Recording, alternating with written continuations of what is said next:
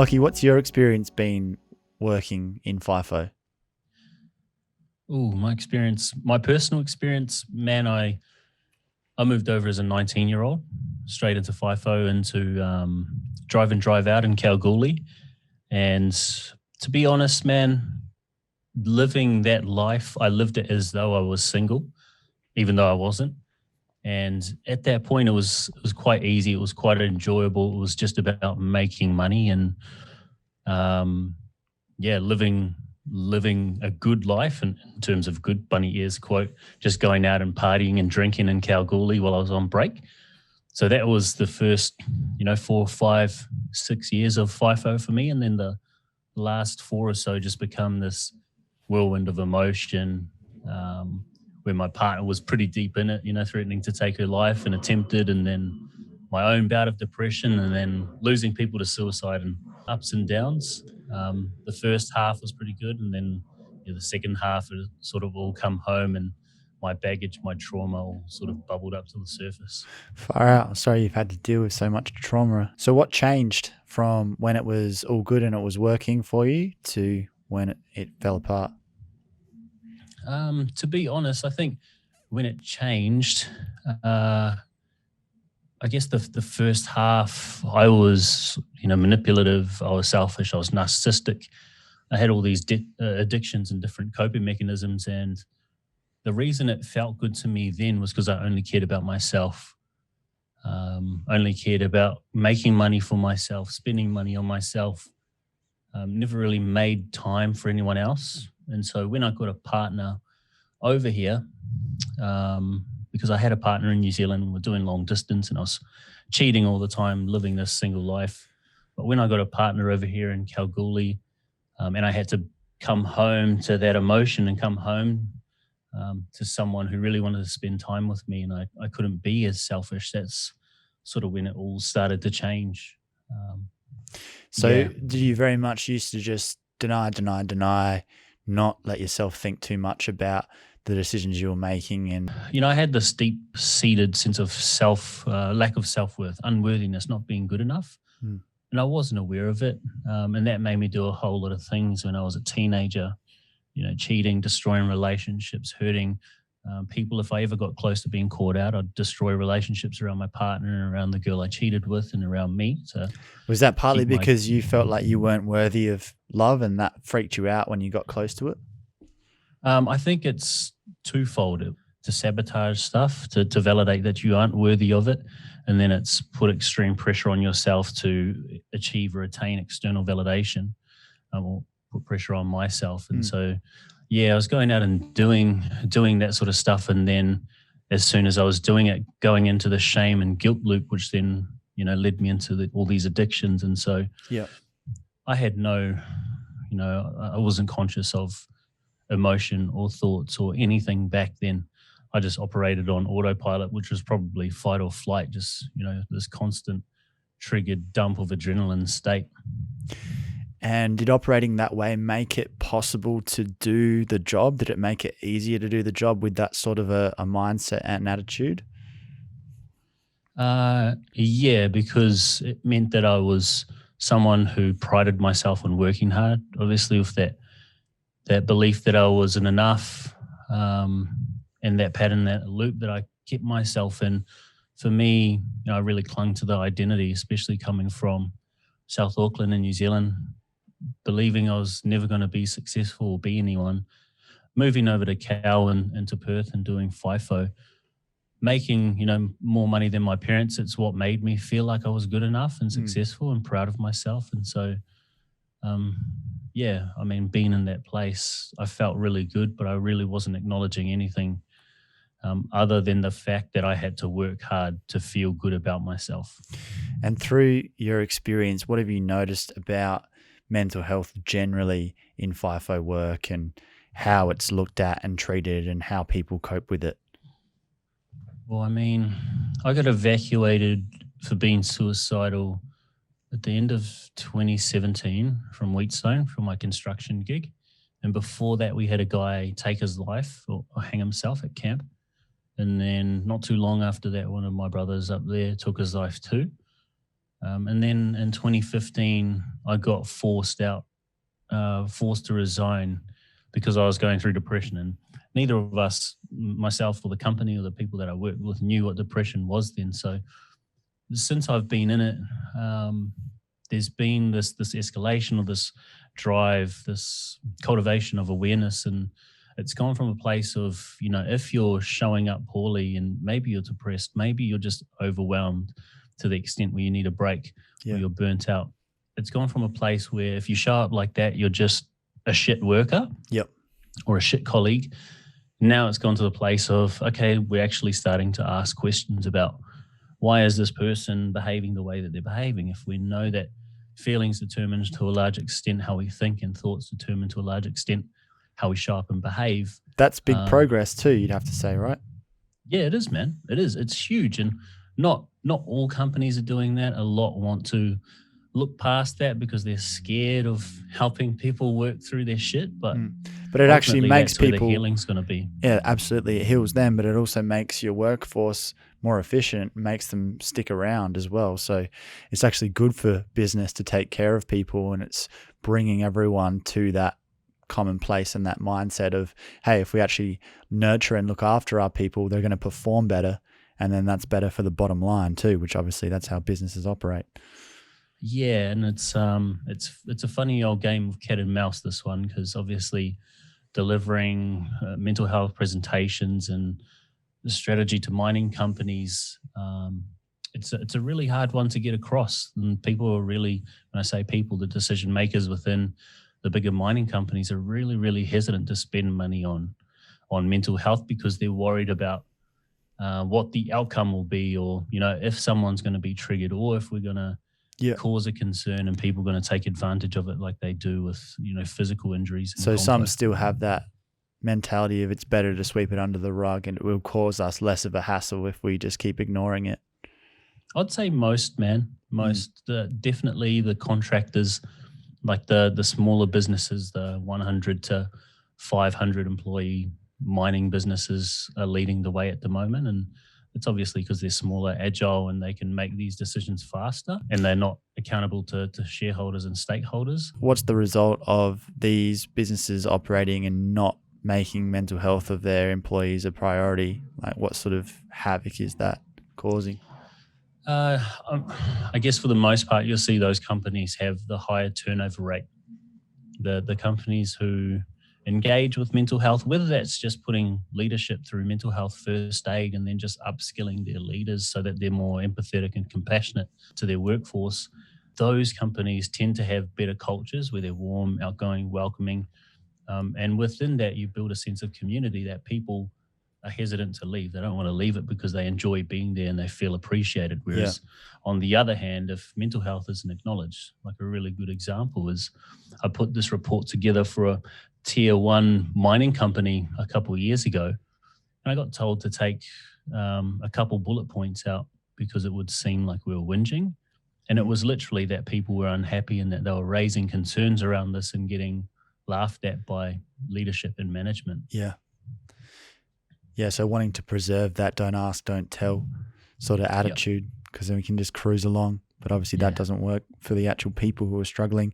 And what you said there about community and people feeling valued, that in itself is a coping mechanism for a job that's very stressful and demanding and comes with all its own pressures. And if you don't give people a good coping mechanism, then we go and find bad ones that are detrimental to us as well. The biggest issue on site is all these people have this deep-seated belief of, not being enough, not being worthy. So that'd be the big one that underlies all the other issues. And again, that two-prong approach to life, either show up poorly and sabotage yourself, not do a good job, show up aggressively or isolate and become silent, give people the silent treatment to prove that you're not enough, or put so much pressure on yourself to achieve that you make mistakes and hurt people and step on people to get to where you want. And then ultimately when you're getting there, or when people get there, they realize that they're not fulfilled. But yeah, I'd say it would be coping mechanisms like alcohol and overuse of alcohol, that leading to staying up late and not sleeping well, and that just compounding them, as well as porn use and suppression of sexuality, bro. Porn's a really massive one for guys on site. People are isolated out there, and yeah, makes sense. So how did Fifo Happiness get started? I started the podcast after being evacuated. That snowballed and ended up going really well, led to speaking engagements and being called into companies, and then doing the stuff myself. And then last year I got a call from a company that I really admired in Happiness Co, who were doing some really cool stuff in the corporate space and for kids. And they just asked to partner. So instead of competing in the space, we decided to join forces. And yeah, we've been operating for about 1.5 years, and we've got a really cool client base of, a mixture of tier 1 and contractors. And we really enjoy what we do. Yeah, it's amazing, man. How do you describe what you do? I'd say it's a mixture of lived experience and mental health and emotional health integration. It's essentially going out delivering workshops, 60 to 90 minutes, based around lived experience storytelling from ex-FIFO workers, mixed in with emotional and mental health education. So going over really easy activities that get people engaged, that get them thinking about, this is how I am right now. This is my current state. I'm going to accept that. I'm going to integrate that. And this is what I can do. These are the action steps moving forward. And then after all of those, I'll do one-on-one conversations and write a report on my findings. And what have you found in terms of how receptive men are to that message? Really good, man. Like when I first started doing this three or so years ago, I remember getting told to kill myself and that I was a snowflake for expressing that. And, even just last year is a really good example of what the sort of stereotypical FIFO stoic dude is, right? We went on tour around WA last December. Within the first minute of me speaking, this old bloke, this beard, bandana on, crossed arms, sitting up the back, just out of nowhere called me a C-bomb. and I just looked at him. What did you do with that? I just gave it a giggle and then moved on and try not to take it personally. I guess because he felt attacked by the vulnerability of the scenario or something. Yeah, and I mean that's a really good example of what I'd say half the guys are like out there. They're just not receptive because to listen to something as raw as what I tell generally makes people feel uncomfortable, makes them think about the stuff they've been through in their lives, and a lot of people bury that. So he said that, and then at the end of that session, he actually come up to me, shook my hand, and then said thank you. And then while I was walking around site, he pulled me over to his road train and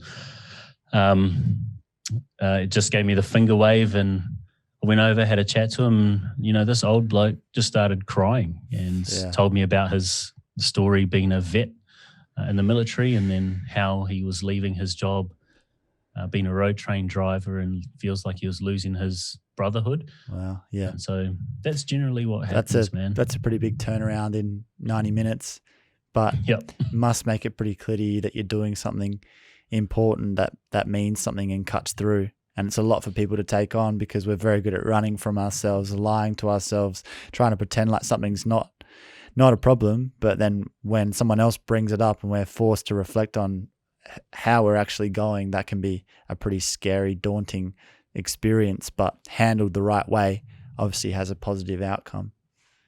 Yeah, and I think the thing that's really created that sense of safety and I guess within the presentations is just that learning how to not take things personally. Obviously, when you're sharing something so personal like a lived experience story, it's easy to look around the audience and the crowd and the people that you're delivering to or speaking to. Yeah. And if they're not really engaging or nodding their head, it's really easy to feel super alone and isolated. But I guess when you understand that, people are where they are, and you've just got to tell your story and hope that it hits the people that it was meant to hit. In doing that, there's no sense or feeling that the presentation or presenter or facilitator is needy and needs that external validation. So people feel safe enough to listen without feeling like you need anything back. For sure. And if you can hear a pin drop, whether people are showing it on their face or not, that's because they're really engaged, they're really listening. And probably some people feel like they don't have the presence of mind or don't feel like necessarily showing it on their face because they're feeling it so much within themselves. So what was your goal with Fifo Happiness at the start? At the start, it was to be on site every week for me personally. So I guess the ultimate goal for Fifo Happiness and the vision was to transform the mental health culture within mining, or to make mental health mainstream within mining. And I feel like we're on track to do that. In WA, or does it extend further? Australia as a whole, but obviously COVID, it's a little bit hard. Yeah. Everything we're doing on the East Coast is via Zoom at the moment. But I feel like we're getting there. So have you got a team of facilitators, presenters? Yeah, so we got a couple facilitators, and we chop and change with Happiness Co. and their facilitators as well. So we're really lucky in that regard that we've got someone like a Julian Pace and Robbie Fig, who are like some of the best speakers in the country, who train people to speak for Are You OK? So yeah, we're really lucky in that sense. And after you do the initial presentation and you break through to people and you get kind of the responses that you've received, what's the next step? Do you then have a funnel for them to access services or go deeper? Yeah, so I guess the way it has been set up, and it's changed for now, it has been set up that we have online courses for people to jump onto. Yep. Because working with one of our clients, they went from doing, I think annually around 2 to 4 calls a year to the EAP provider within their workforce. And then since we've been working with them over 8 months, it's jumped up to 70 plus. And so we've had to create our own EAP service, which is likely we would be referring people. But as a backup as well, everywhere I go, I get the supervisor or whoever's looking after me on that site to send my number out in a bulk blast to everyone who I've spoken to, and they have permission to message me and call me about stuff. And quite a few people do take that up, which is cool. And what other methods do you guys do to reach more men? Are you utilizing social media? Or is it mostly word of mouth stuff? How much can you even take on, I suppose? Yeah, well, I mean, it's really just LinkedIn. That's how everything's rolling at the moment. That's how we're getting our clients. That's how we're connecting with people, is through LinkedIn. And really just, I guess, I love Gary Vee, and I've loved him for a long time. And he speaks about documenting the process rather than creating new content. And that's really what we aim to do, is, storytell around the experiences that we're having on site. And if we're doing that, if we're capturing the essence of what it is to do what we do and to have this fire in our chest that just lights us up, and we're helping people on the back of it, that in itself filters out. And we've had so many people and companies come to us just because of a post that hit them in the heartstrings or hit them in the feels, where we documented the experience. And what kind of feedback have you been getting from people? Man, it's just always good feedback, eh? No, I lie. It's not always good feedback. Except for when you get called the C-bomb in the back. Yeah, I remember like on that same tour last year, because I said the word dick, I got banned from going back to a company. That was too far? Come on, man. Yeah. And bro, I'm talking about porn. I'm talking about sexual abuse. I'm talking about like suicide, inferiority complex around the size of my, ding dong. Yeah. And because I said the word dick, I got cut from that company. So it is what it is, man. You got to describe it somehow. But it's, I think for me, it's been learning how to change how I show up in those different environments, and depending on who's in the audience. But generally, man, the feedback's really, really good. Hey, once people get over the shock factor of the storytelling itself and engage and have a little bit of fun, the feedback's been amazing. Have you got the sense that you've been contributing to saving lives? Yep. Yeah. Well, I mean, because I quite often have conversations with people who I feel are at risk, and who I get to refer on to EAP providers, to supervisors, and to people like that who otherwise may have slipped through the cracks, and who probably would have been too embarrassed and wouldn't have had enough trust and connection with anyone else to share it. So yeah, I do believe I do. What are the biggest obstacles that you've had to overcome on this journey so far?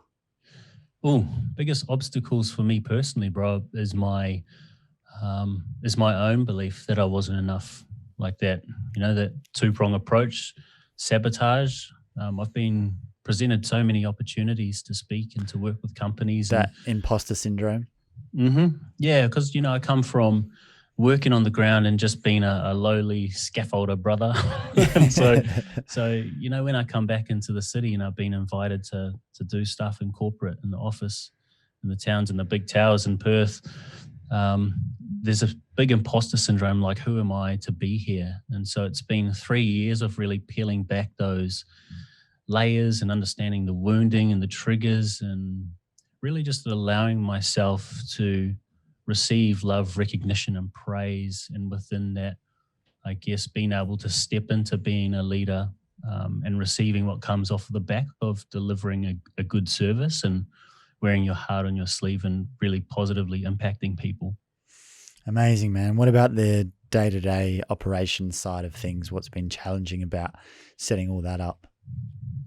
So I'll be very honest, man. I'm someone who's hidden in partnerships. So I've tried to hide away from the business, the admin, the financial side of stuff by getting myself into partnerships where the partner could look after all the stuff I didn't want to do. Very clever. Yeah, I feel you on that. No one wants to do the paperwork. Clever until you shoot yourself in the foot with a silly agreement. Right.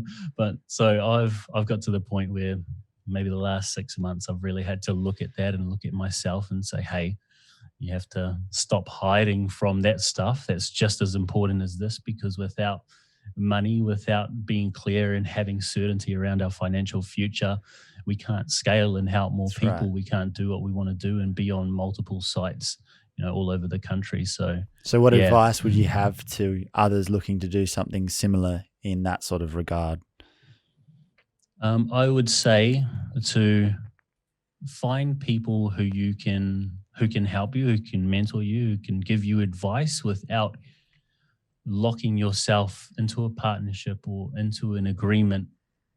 Because ultimately, if you're doing that, you're agreeing from a place of fear and scarcity, right? Yeah. So you're doing it for the wrong reasons, and you're ultimately going to attract the wrong people. So I would say just trust yourself. And if you don't trust yourself, then do some work on what it is that you're afraid of, then jump in. Okay. Great advice. You're probably going to make the wrong decision if it's coming from fear. For sure. What's surprised you about all this, going through building what you've built so far? What surprised me?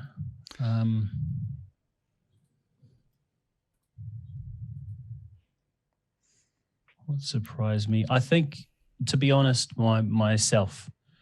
Like, I've surprised myself because I was someone who didn't believe I could be anything or be successful, and just put myself in a position where didn't really believe that I could amount to anything. I've surprised myself in my ability to care, or my capacity to care, how much I actually really do love this, how badly I want to help people and serve people, but then also in the way that I continue to show up for myself and the people that I serve. That's surprising because, coming from a teenager who was a narcissist, probably up until about 25, 26, even to the extent I tried to force my ex into an abortion for about 12 weeks. That's the depth of my selfishness and my narcissism back then. So to be someone who's completely transformed and to be proud of himself as a man, but most importantly as a father, that's probably what's surprised me most along this journey.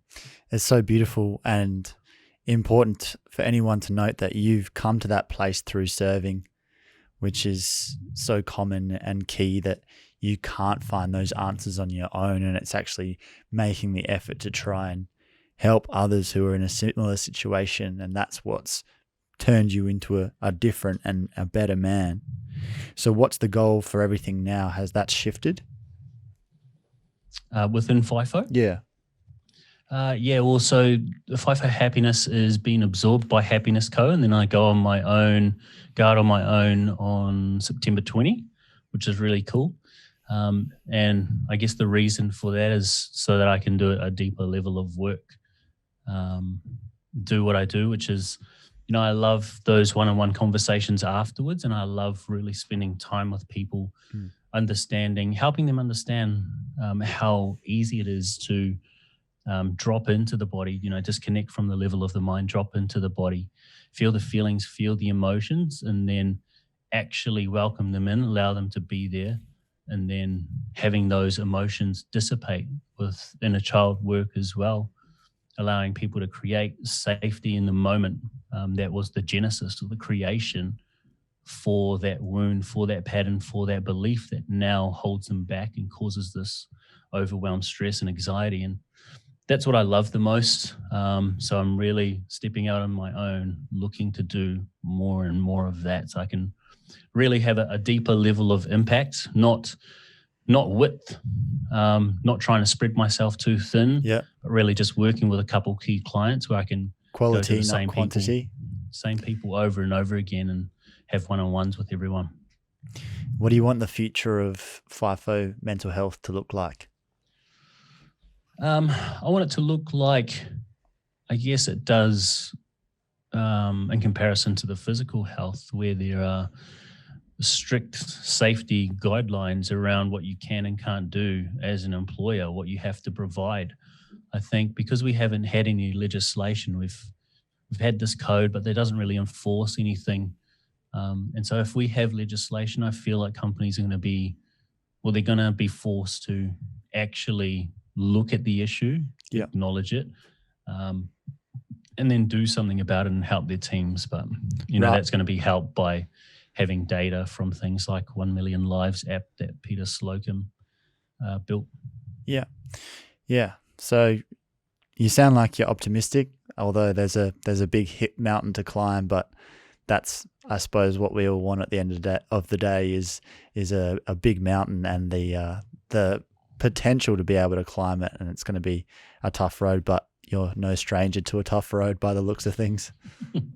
Yeah, man. I think it's a really, when I think about that, it excites me. And like you said, it's, we need challenges in life, because without that, what would life be? Just like meandering through life on this rock that floats through space, right? And so I really do believe that we can change the culture of mental health in mining, and I think we'll get there within the next 10 years if we keep on this track we're going.